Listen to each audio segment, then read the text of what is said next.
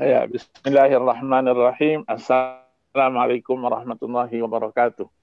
Waalaikumsalam warahmatullahi wabarakatuh. Alhamdulillah. Tuhanna ala rasulillah. Habih wa manittaba'a huda amma ba'du. Bapak Dekan yang saya akan, para dosen, para mahasiswa, undangan sekalian yang berbahagia.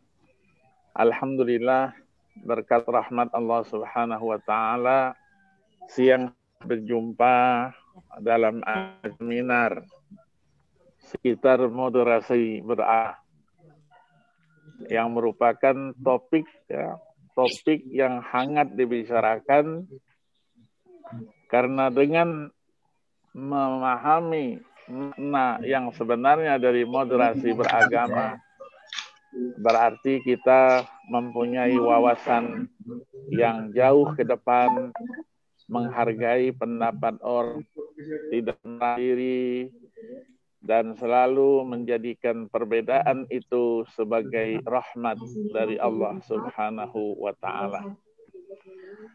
Sudah makalahnya, mungkin kalau bisa ditayangkan, ya, moderasi beragama, ilmu fikih dan usul fikih.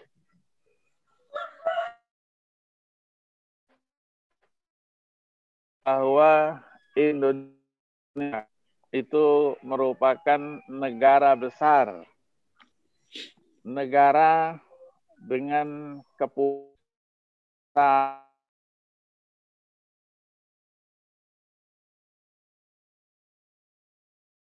18.110 pulau.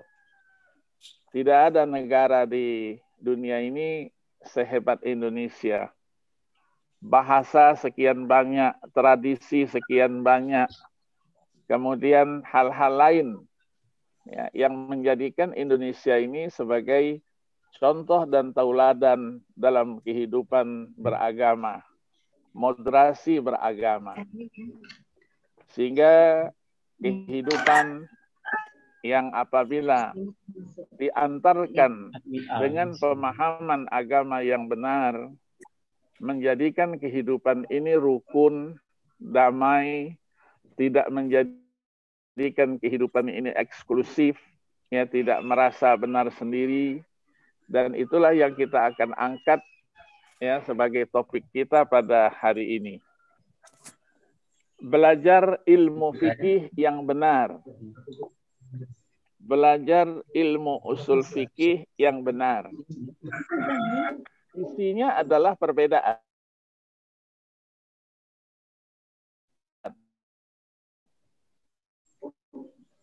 Isi pakal ulama, kemudian ikhtalafu. Ya, sepakat, kemudian terjadi perbedaan. Nah, perbedaan-perbedaan inilah yang dalam perjalanannya lahir, ya, disebut sebagai mazhab. Mazhab adalah aliran yang dibuat, ya, diciptakan oleh seseorang yang memang mempunyai hak untuk itu dengan metode tertentu. Kita masih berkutat belajar fikih. Itu masih 4 mazhab. Sementara orang di luar sudah 8 mazhab. Kita masih berkutat mazhab Syafi'i, Maliki, Hambali, ya, Hanafi. Hanya sekitar itu. Sementara orang sudah sampai 8 mazhab. Ya, dari aspek Syiahnya, Syiah Zaidiyah, Imamiyah, Ja'fariyah, dan seterusnya. Nah, dalam kajian yang kita temukan dari referensi-referensi yang ada di luar, itu menjadikan kita dapat dikatakan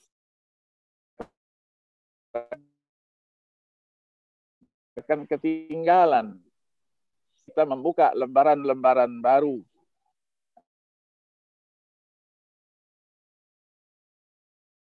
Ya, apalagi karena itu. Fikih itu adalah perbedaan. Maka perbedaan berarti sumber daripada fikih itu sendiri. Sumber daripada fikih itu sendiri yaitu Al-Quranul Karim. Al-Quran memang memberikan keterbukaan kepada kita.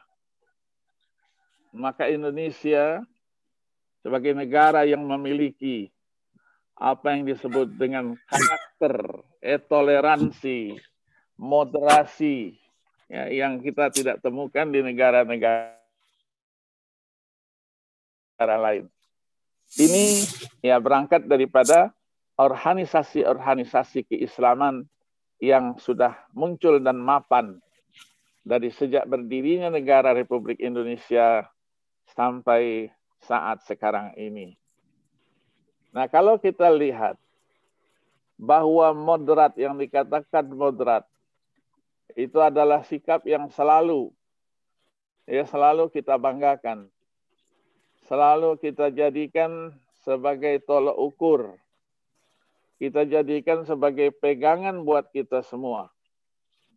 Kita jadikan dia sebagai bahagian daripada yang tidak terpisahkan. Kenapa? Karena dengan moderasi berarti kita mengambil jalan tengah. Jalan tengah itulah yang terbaik. Yang terbaik untuk menghindarkan perselisihan, menghindarkan perbedaan. Maka cara pandang moderasi yang kita maksudkan itu adalah cara pandang sikap, perilaku di tengah-tengah antara pilihan ekstrim yang ada. Memang tidak diragukan kita mempelajari ilmu apa saja dari ilmu-ilmu keislaman. Ilmu Al-Qur'ankah dia, ilmu hadiskah dia, ilmu fikihkah dia, maka kita akan temukan ya pandangan ketika memahami teks itu mengarah kepada apa yang disebut dengan tekstual, apa yang disebut dengan kontekstual. Bagi mereka yang menggunakan paham kontekstual, menjadikan teks itu dipahami dengan kacamata ke depan, menggunakan pemahaman yang terbuka untuk menerima berbagai penafsiran. Tetapi untuk sisi lain, mereka yang memahaminya itu secara tekstual, maka tidak ada pilihan lain kecuali hanya itu saja. Nah, inilah yang perlu kita bina. Kita sadarkan teman-teman sehingga tidak boleh kita berkutat dia pada satu pembahasan saja, satu pemahaman saja. Maka kita mempunyai wawasan ke depan. Nah, orang yang mempunyai wawasan yang ke depan itu, yang artinya selalu mengedepankan perbedaan-perbedaan dengan segala kelebihan dan kekurangannya, itu menjadikan kita lebih terbuka. Seperti yang disampaikan oleh para imam-imam terdahulu. Kami benar, tetapi kalian juga benar. Maka kita tidak boleh mengatakan bahwa kamilah yang benar, sementara yang lain itu adalah tidak benar. Nah, berangkat dari sinilah saya mencoba untuk menjadikan moderasi ini sebagai satu karakter kelompok kita, kelompok Islam, sehingga Islam tidak dituduh sebagai kelompok yang ekstrim, kelompok yang istilahnya paling menang sendiri, tapi Islam adalah kelompok yang modernis, reformis, progresif, sebahagian Nah, moderasi di dalam Al-Quran itu selalu disebut dengan istilah wasatiyah. Wasatiyah. Banyak ayat-ayat yang menceritakan tentang itu. Maka ketika kita akan menelusuri pemahaman itu melalui Presiden Al-Quran, yang mengajarkan bahwa teori masyarakat Muslim itu menjadi moderat, ya. Menjadi moderat dalam arti kata tidak mengajarkan satu pendapat sendiri, tetapi dengan ragam pendapat yang disampaikan. Ayatnya sama, tetapi cara pemahamannya yang berbeda. Hadisnya pun sama, tetapi dalam pemahamannya pun berbeda. Nah, inilah ya yang menjadi sesuatu yang mungkin karena kita kurang memahami atau tidak pernah mempelajari ilmu-ilmu terkait itu. Sehingga mereka beranggapan bahwa ayat Al-Quran ya kaku seperti itu. Hadis Nabi juga kaku. Dipahami apa adanya. Tidak mengandung takwil yang lain. Tidak mengandung pengertian yang lain. Ya, yang banyak kita temukan ya sekarang ini di tengah-tengah kehidupan beragama kita. Nah, maka dari itulah mengkaji hukum Islam khususnya, yaitu fikih dan usul fikih, memang bukan merupakan sesuatu yang mudah. Sesuatu yang membalikkan tangan begitu saja langsung kita dapatkan. Tidak. Kita harus melalui satu proses panjang. Ketika ayatnya sama, dihadapkan kepada imam-imam mazhab yang ada. Sehingga imam-imam mazhab itu terus memberikan komentarnya, wajhul istidlalnya. Mereka dengan kapasitas keilmuannya memberikan itulah yang terbaik. Itulah pilihannya. Maka perbedaan-perbedaan yang terjadi, ya, apakah fikih itu yang terkait dengan fikihnya fikih ibadah, fikih muamalah, fikih jinayah, ya, fikih-fikih ya, yang lainnya yang dalam referensi ilmu keislaman ya sesuai dengan sistematika penulisan yang ada itu mengandung makna yang luar biasa. Kita mau tahu dalam kajian-kajian fikih kenapa mazhab ini mendahulukan pembahasan ini dalam mazhabnya, tidak yang lain. Itu secara rasional kita temukan hubungannya dengan baik. Hubungannya yang akan mengantarkan bahwa perbedaan-perbedaan terjadi itu sesuatu yang lumrah, sesuatu yang biasa saja. Nah, perbedaan-perbedaan pendapat yang kemudian melahirkan ya pendapat-pendapat fikih ya yang dalam studi fikih memang kita diharuskan apabila ada kasus yang muncul yang memerlukan satu ketetapan hukum, maka mau tidak mau kita mencari tahu apakah ada isyarat daripada Al-Quran tentang itu ataukah tidak. Inilah yang dilakukan oleh para khalifah-khalifah dulu.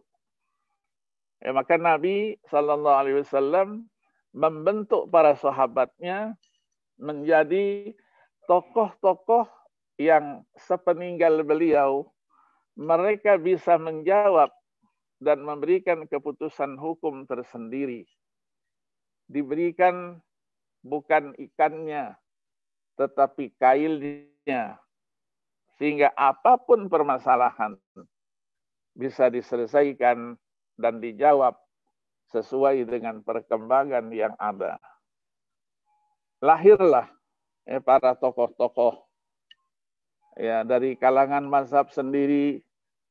Kita kenal berapa banyak para sahabat-sahabat yang fuqaha, sahabat-sahabat yang mujtahid, sampai dengan masa tabi'in, tabi'in, dan sampai kepada masa-masa imam mazhab yang ada.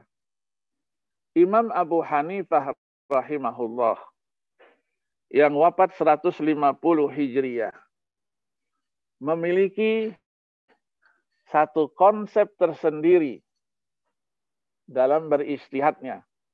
Imam Malik rahimahullah juga, Imam Syafi'i dan Imam Ahmad serta mujtahid-mujtahid yang lainnya, mereka tidak hanya menyampaikan itu sebagai sesuatu,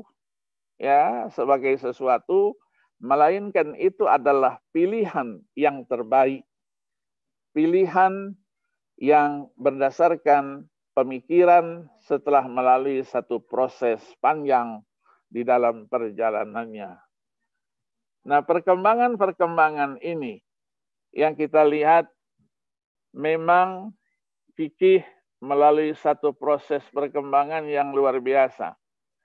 Dari imam mazhab, kemudian pengikut-pengikut mazhab, sampai dengan perkembangan berikutnya yang melahirkan karya-karya yang luar biasa dan terpelihara dengan baik, terpelihara secara konsistensi yang dipegang oleh para imam mazhab itu sendiri. Kita memiliki banyak karya. Maka belajar fikih tidak hanya dari satu buku. Belajar fikih mazhab Syafi'i saja, bukunya begitu banyak. Fikih mazhab Hanafi, begitu banyak bukunya. Fikih mazhab Maliki, begitu banyak. Begitu juga fikih mazhab Hambali. Ini kita temukan sebagai karya-karya monumental yang bisa dijadikan sebagai rujukan dalam kajian-kajian fikih selanjutnya sampai dengan masa sekarang dan masa yang akan datang. Kuncinya adalah ijtihad. Ijtihad adalah kemampuan yang dimiliki oleh seseorang sebagai yang memiliki kapasitas keilmuan. Kalau kita lihat ya mujtahid sekalibernya imam mazhab yang 4 itu luar biasa. Ya, luar biasa. Dengan kapasitas keilmuan. Siapa yang tidak mengenal Imam Abu Hanifah? Siapa yang tidak mengenal Imam Malik rahimahullah? Siapa yang tidak mengenal Imam Syafi'i dan Imam Ahmad bin Hanbal radhiyallahu anhum? Mereka dengan kapasitas keilmuannya sudah meletakkan dasar-dasar pemikiran yang arahnya itu adalah moderasi beragama. Mereka mengantarkan semua permasalahan fikih itu dengan satu diskusi ilmiah. Mengantarkan perbedaan-perbedaan yang terjadi antara satu mazhab dengan mazhab yang lain. Dikemas sedemikian rupa sehingga dia menjadi satu pernyataan yang akhirnya dijadikan sebagai bahan untuk mengantarkan kehidupan moderasi beragama itu. Kekayaan ini adalah kekayaan yang luar biasa. Kekayaan yang tidak bisa kita bayar dengan harga karena mereka sudah berbuat luar biasa. Ya, maka dari itulah tokoh-tokoh mazhab ya, masing-masing itu memiliki apa yang disebut dengan ensiklopedi. Mazhab Hanafi misalnya dengan Fathul Qadirnya, kemudian Imam Malik ya dengan Al-Mudawwana Al-Kubronya yang kemudian dikembangkan oleh tokoh besarnya yaitu Al-Imam Al-Qarafi, Ahmad bin Idris Syihabuddin Al-Qarafi, yang meninggal 684 Hijriah, dengan karya monumentalnya Az-Zakhirah fi Fiqhil Malikiyah. Buku yang begitu besar, yang dicetak menjadi 36 jilid. Begitu juga di dalam mazhab Syafi'i. Mazhab Syafi'i kita temukan tokoh-tokohnya.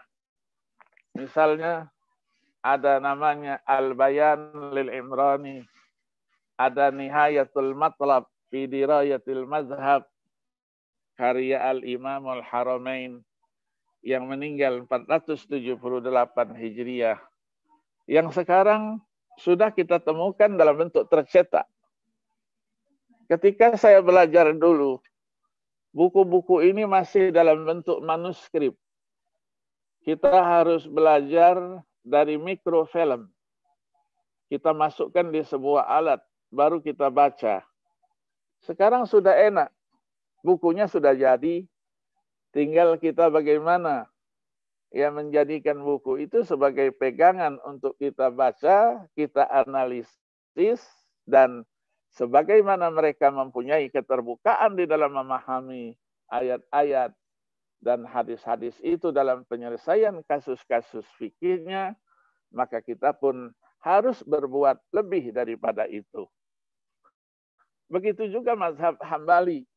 Mazhab Hambali dikenal dengan karya-karyanya yang luar biasa. Apakah fikihnya, apakah usul fikihnya, ya, yang luar biasa. Maka sebagai seorang ilmuwan, saya selalu menyimpulkan dalam menghadapi apa yang disebut dengan moderasi beragama, kita harus terus melakukan kajian-kajian untuk membuktikan bahwa Islam itu kapan dan di mana saja memberikan pesan untuk kita berdampingan satu dengan lainnya. Menjadikan kajian-kajian yang dulu dikaji, kemudian sekarang dikembangkan.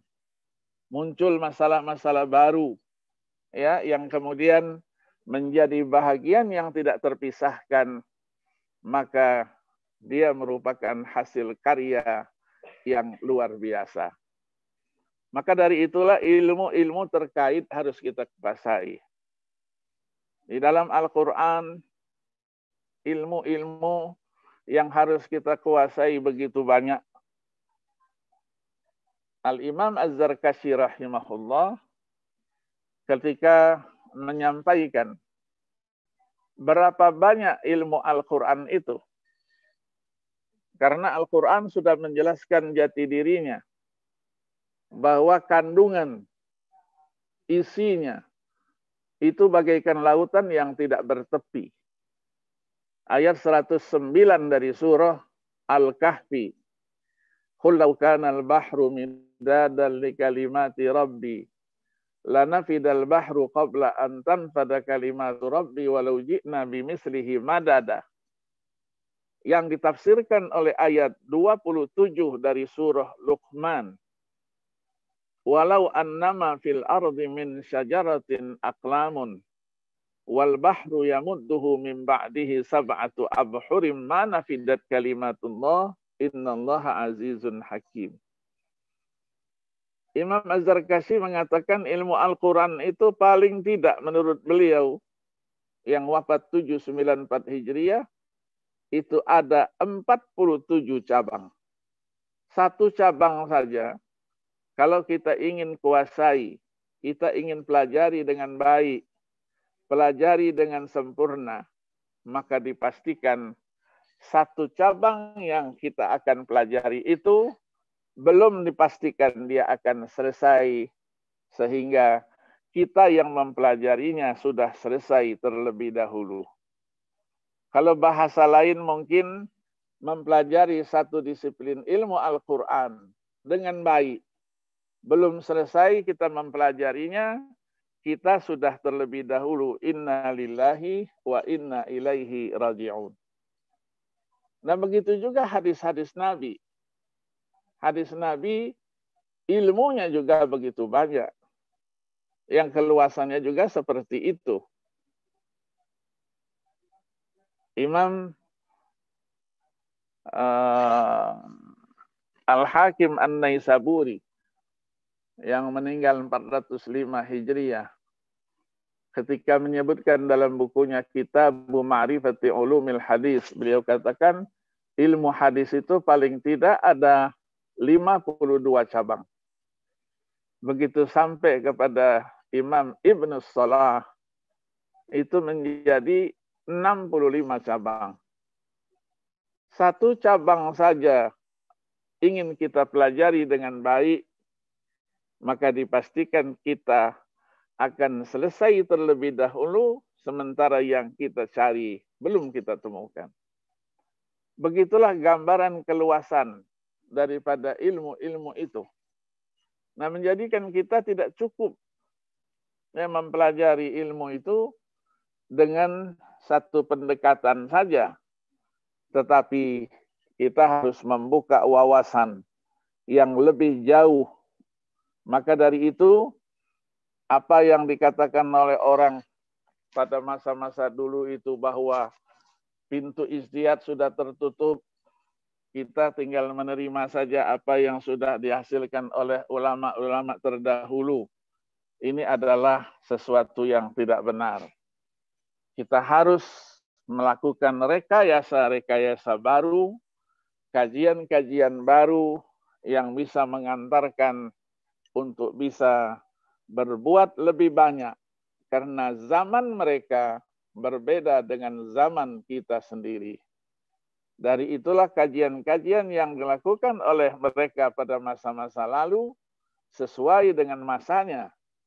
Tetapi kajian kita juga sesuai dengan masanya. Bagaimana kita mengelaborasi pendapat-pendapat itu menjadi satu kesatuan. Tidak menjadikan pendapat-pendapat yang berbeda itu sebagai langkah awal untuk kita berpecah belah. Tetapi bagaimana kita harus bersatu dari apa yang kita lakukan itu sebagai pedoman dalam menjalankan tugas untuk memahami ayat-ayat Al-Quran dan hadis-hadis Nabi. Nah, inilah yang disebut dengan istilah moderasi lintas agama, ya, fikih lintas agama. Kita mempunyai agama yang banyak dengan tradisi yang beda-beda. Kita harus jaga apa yang sudah diwariskan oleh para ulama-ulama kita, organisasi-organisasi keislaman yang menjadikan kita hidup berdampingan, hidup bersama-sama, dan tidak menjadikan kita sebagai bangsa atau kelompok masyarakat yang eksklusif, merasa benar sendiri, merasa hebat sendiri. Itulah yang kita khawatirkan sekarang ini. Karena banyak kelompok-kelompok yang merasa sudah belajar luar biasa, tetapi buku yang dibaca masih satu. Buku yang dikaji juga masih satu. Bagaimana keluasan ilmunya? Kalau buku yang dipelajari hanya satu pandangan Islamnya terbatas hanya di situ saja. Menganggap itulah yang paling benar. Itulah yang paling hebat. Itulah yang paling mendekati ya keinginan yang mereka lakukan. Banyak lagi sebetulnya pembahasan-pembahasan yang perlu kita angkat di sini. Tapi karena masih ada teman-teman lain yang ingin berpartisipasi, insya Allah nanti kita sambung nanti dalam diskusi berikutnya. Terima kasih atas perhatiannya. Mohon maaf atas segala kekurangannya. Wassalamualaikum warahmatullahi wabarakatuh.